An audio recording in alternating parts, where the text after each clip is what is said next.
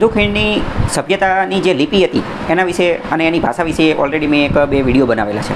તેમાં મેં તમને ડિટેલમાં ચલાવેલું હતું કે શા માટે સિંધુ ખીણની જે ભાષા જે છે કે લિપિ જે છે એ હજી વાંચી શકાય નથી. એ મેં તમને ડિટેલમાં ચલાવેલું હતું. આ ઉપરાંત ભાષા અને લિપિ શું એ બંને વચ્ચેનો તફાવત હોય એના ઉપર પણ મેં અલગ અલગ એક બે વિડીયો બનાવેલો છે. ઇતિહાસકારોનું એવું કહેવાનું થાય છે કે સિંધુ ખીણની જે લિપિ જે છે એ બુસ્ટ્રોફેડોન લિપિની અંદર લખેલી છે. બુસ્ટ્રોફેડોન. તો બુસ્ટ્રોફેડોન લિપિ એટલે શું એ તમને થોડો ઘણો ખ્યાલ હોવો જોઈએ. તો બુસ્ટ્રોફેડોન લિપિ એટલે એવી લિપિ કે જે ડાબેથી જમણે જાય અને પછી પાછી અહીંયાથી આમ આડી અવડી, મતલબ કે આમ પહેલાં આમ જાય, પછી અહીંયાથી પછી પાછું ચાલુ કરી દે. ડાબેથી જમણે, પછી જ્યાં પૂરું કર્યું ને તો પછી આ બાજુથી પાછું ન આવે, અહીંયાથી પાછું ચાલુ કરી દે. આમ એક રીતે સર્પાકાર જેવી, ડાબેથી જમણે, પછી અહીંયાથી પાછું ચાલુ કરી દે, પછી જમણેથી ડાબે, વળી પાછું ડાબેથી જમણે અને પછી જમણેથી ડાબે, એ રીતે. મોસ્ટ ઇમ્પોર્ટન્ટ ઘણા બધા ક્લાસીસની અંદર અને બુક્સની અંદર એ બધાની અંદર આ ચલાવવામાં આવેલું, એ તો કીધું જોઈએ કે ભાઈ બુસ્ટ્રોફેડોનની અંદર લખેલી છે.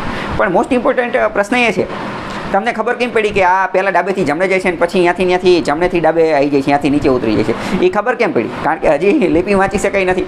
તો ખબર કઈ રીતે પડી? તો આનો જવાબ મોટાભાગના ક્લાસીસની અંદર મોટી ભાગની જગ્યાએ આપવામાં નથી આવતો, પણ એ જવાબ હું આપું તમને. તો આનો જવાબ એ છે, ઇતિહાસકારો એવો જવાબ આપે છે કે સિંધુ ખીણની જે ભાષા જે છે એ શરૂઆતમાં જ્યાં લખવાનું ચાલુ કરે ને તો અહીંયા કે અક્ષરો મોટા મોટા હોય છે અને અહીંયા અક્ષરો બોલ્ડ હોય છે. બોલ્ડ એટલે કે ઘાટા અક્ષર હોય છે અને અહીંયા મોટા મોટા હોય છે. પરંતુ જેમ જેમ આગળ પાછળ જતા જઈએ એટલે અહીંયા લખતા પછી એમને ખબર પડે કે હવે કે જગ્યા ઓછી છે, અહીંયા જગ્યા ઓછી છે, એટલે પાછળ જતાં એના અક્ષરો જે છે એ ખૂબ નાના થતા જાય છે, ખૂબ નાના થતા જાય અને પછી ત્યાંથી જે છે એ પાછું લખવાનું ચાલુ કરી દે છે. આવું ઇતિહાસકારો કહે છે કે શરૂઆતના તબક્કાની અંદર જ્યાં લખવાનું ચાલુ કરે તો અહીંયા અક્ષરો મોટા હોય છે, બોલ્ડ હોય છે, ઘાટા હોય છે અને જાડા હોય છે, અને જેમ મતલબ ડાબી બાજુ એવો હોય છે અને પછી ધીમે જે જમણી બાજુ જાય તો અહીંયા અક્ષરો ચેન્જ થઈ જાય છે.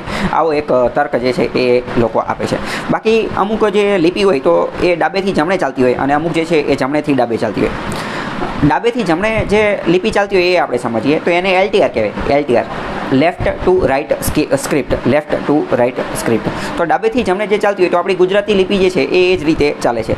લેટિન લિપિ કે લેટિન લિપિની અંદર જે અંગ્રેજી ભાષા લખવામાં આવે તો એ પણ ડાબેથી જમણે જે છે ચાલે છે. દેવનાગરી લિપિની અંદર સંસ્કૃત અને હિન્દી લખવામાં આવે તો એ પણ ડાબેથી જમણે જે છે એ ચાલે છે. તો શું એવી કોઈ લિપિ છે કે જે જમણેથી ડાબે ચાલતી હોય? જમણેથી ડાબે એટલે કે RTL, રાઇટ ટુ લેફ્ટ.